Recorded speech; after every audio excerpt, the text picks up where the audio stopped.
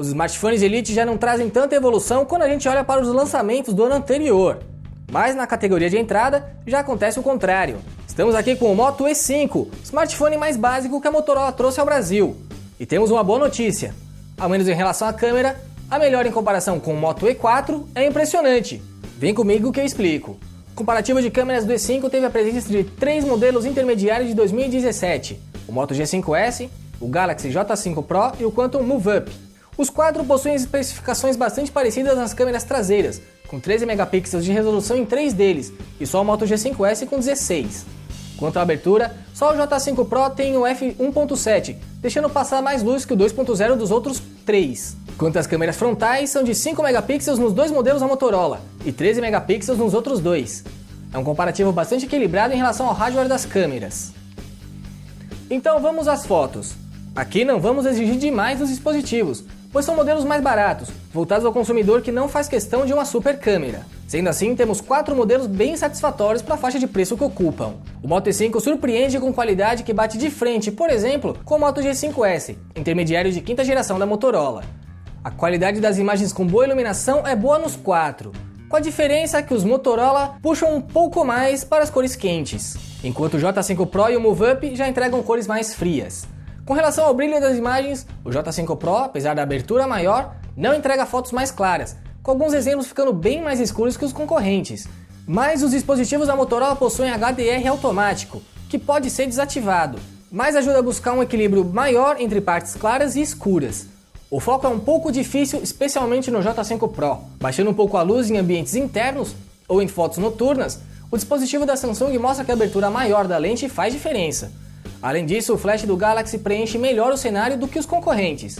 Passando agora para a câmera frontal, o detalhamento do Moto G5S é superior, mas o amarelamento da pele é excessivo. Nesse caso, o E5 parece mais equilibrado. O J5 Pro entrega resultado menos saturado, mas é mais difícil conseguir uma foto sem tremer com ele. O Move Up é o mais fraquinho do quarteto e na câmera frontal já não fica tão próximo dos outros 3. No geral, são 4 aparelhos com ótima qualidade. O Move Up fica um pouco abaixo, mas os outros 3 são igualmente satisfatórios na maior parte dos cenários, pelo menos. Você está vendo aí agora no vídeo exemplos de vídeos captados com a câmera frontal de cada aparelho. Como você pode notar, não há uma grande diferença na qualidade da imagem. Todos eles captam em Full HD, então a gente teve que aumentar para o 4K para caber no nosso quadro.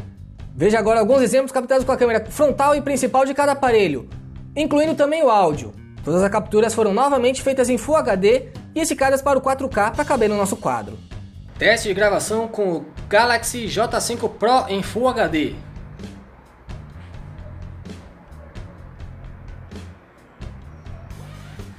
Teste de gravação com Moto G5S em Full HD.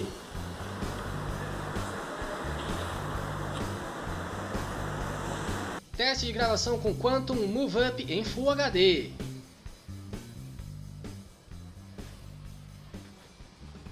Teste de gravação com Moto E5 em Full HD.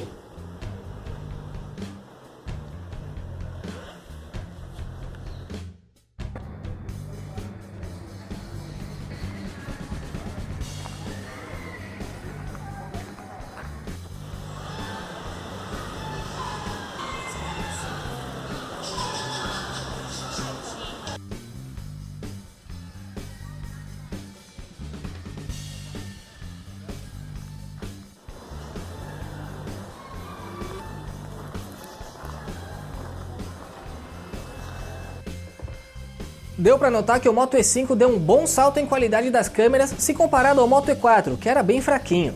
O modelo de entrada da Motorola em 2018 consegue bater de frente com dispositivos intermediários do ano passado. Até mesmo as selfies do E5 estão de muito bom tamanho, e em pé de igualdade com o Moto G5S. Motorola fez realmente um bom trabalho com a câmera dos seus basiquinhos este ano. O desempenho, como já vimos, também não é de todo mal. Enfim, se você quer um smartphone barato, com boa câmera, o Moto E5 pode ser uma boa opção para quem busca algo mais novo, dependendo, claro, do preço. O J5 Pro também é muito bom e tem um conjunto geral ótimo para o preço atual. O Moto G5S também não fica atrás e ainda entrega desempenho melhor que os outros 2 já citados. Por fim, o Move Up ficou um pouco atrás na maior parte dos cenários e bastante nas selfies. No quesito câmera, o smartphone brasileiro já não compensa mais. Para mais detalhes sobre este comparativo e o resultado da votação às cegas, não esquece de ver o link da matéria em nosso site aqui na descrição do vídeo.